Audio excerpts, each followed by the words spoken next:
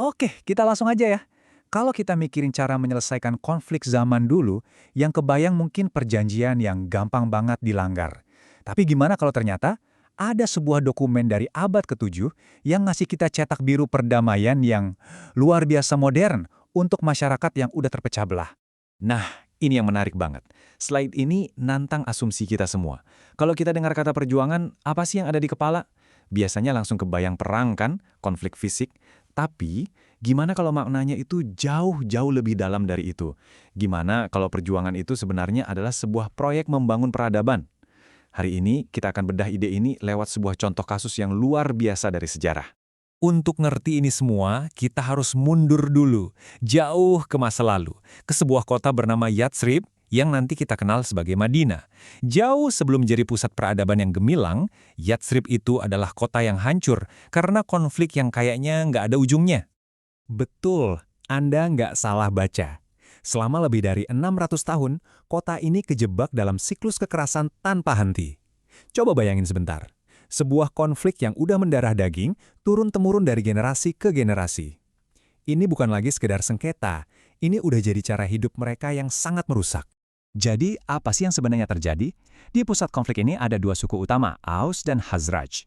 Persaingan mereka ini memicu setidaknya 12 perang besar. Setiap serangan selalu dibalas lagi, menciptakan lingkaran setan pertumpahan darah dan dendam. Situasinya makin parah karena ada pihak ketiga yang justru jadi kompor, manas-manasin biar konflik ini nggak pernah padam. Coba kita lihat gimana ini semua terjadi. Persaingan berabad-abad ini puncaknya ada di satu pertempuran dahsyat yang dikenal sebagai pertempuran Buas. Pertempuran ini benar-benar hancur-hancuran. Kedua pihak hampir musnah. Pemimpin mereka tewas, sumber daya habis, mereka ada di titik terendah. Dan justru di titik keputusasaan inilah sebuah peluang muncul. Mereka sadar kalau mereka nggak bisa begini terus. Mereka butuh seorang pemersatu. Nah, di momen yang sangat genting inilah Nabi Muhammad datang.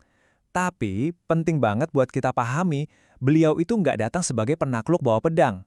Bukan. Beliau datang karena diundang sebagai mediator yang reputasi dan kebijaksanaannya sudah terdengar sampai ke Yatsrib. Kutipan ini kuncinya. Ini bukan tafsiran sejarah ya, ini adalah kata-kata dari delegasi Yatsrib sendiri. Mereka secara eksplisit meminta Nabi untuk datang dan menyelesaikan konflik mereka. Mereka melihat harapan dalam diri beliau. Ini bukti bahwa perannya dari awal adalah sebagai pembawa damai, bukan penguasa yang memaksakan kehendak. Jadi, apa yang beliau lakukan pertama kali? Wah, langkah-langkahnya ini strategis dan cerdas banget. Pertama, untuk menunjukkan netralitas absolut, beliau biarkan untanya yang memilih di mana ia akan tinggal. Sebuah tindakan simbolis yang pesannya kuat sekali. Kedua, beliau membangun masjid bukan cuma sebagai tempat ibadah, tapi sebagai pusat komunitas, ruang publik di mana semua orang bisa kumpul. Dan ketiga, yang paling brilian, beliau menciptakan keluarga baru dengan mempersaudarakan para pendatang dari Mekah dengan penduduk lokal, menghancurkan identitas kesukuan yang lama, dan menggantinya dengan ikatan iman yang baru. Semua langkah awal yang jenius ini mengerucut pada sebuah dokumen formal yang akan mengubah segalanya. Sebuah cetak biru yang dirancang untuk mengakhiri kekacauan ini selamanya. Inilah dia Piagam Madinah. Apa sih sebenarnya Piagam Madinah itu? Anggap aja ini sebagai salah satu konstitusi tertulis pertama dalam sejarah dunia. Ini bukan sekedar perjanjian damai sementara. Ini adalah sebuah kontrak sosial yang komprehensif yang menetapkan aturan main untuk masyarakat yang sangat beragam, yang isinya ada Muslim, Yahudi, dan kelompok-kelompok lainnya.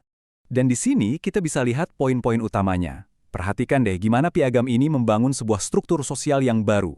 Kaum Muslim jadi satu komunitas. Suku-suku Yahudi dijamin kebebasan beragamanya dan dianggap sekutu dalam pertahanan kota. Semua orang tanpa kecuali punya tanggung jawab untuk mempertahankan kota dari serangan luar.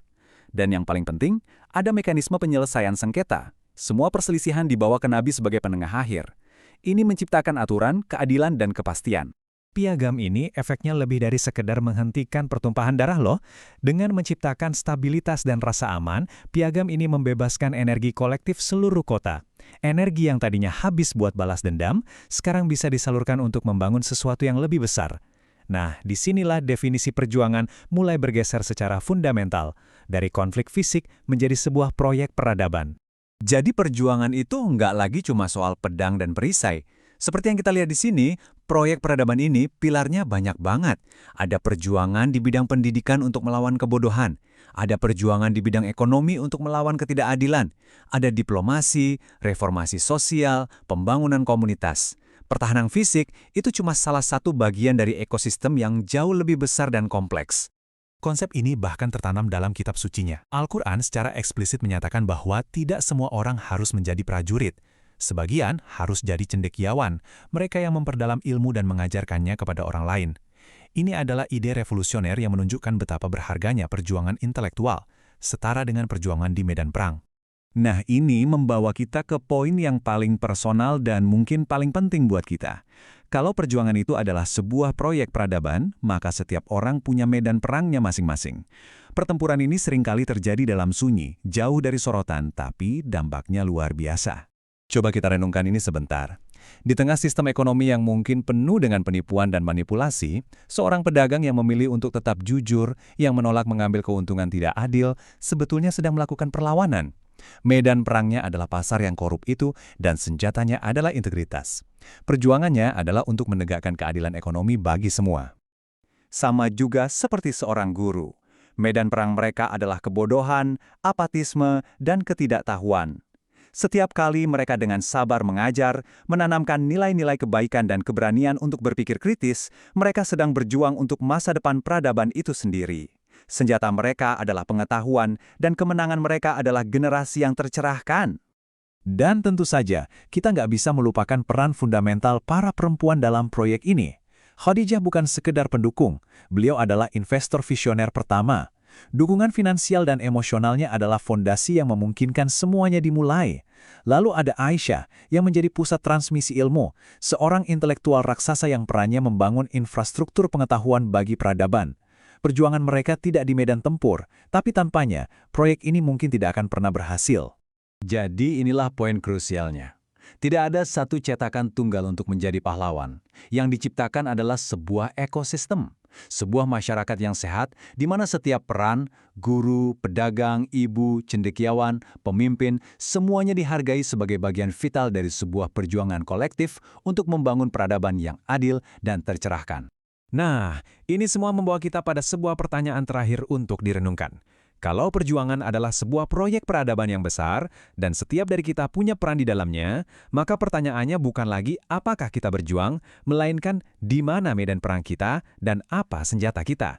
Apa peran unik Anda, apa kontribusi Anda dalam membangun dunia yang lebih baik di sekitar Anda?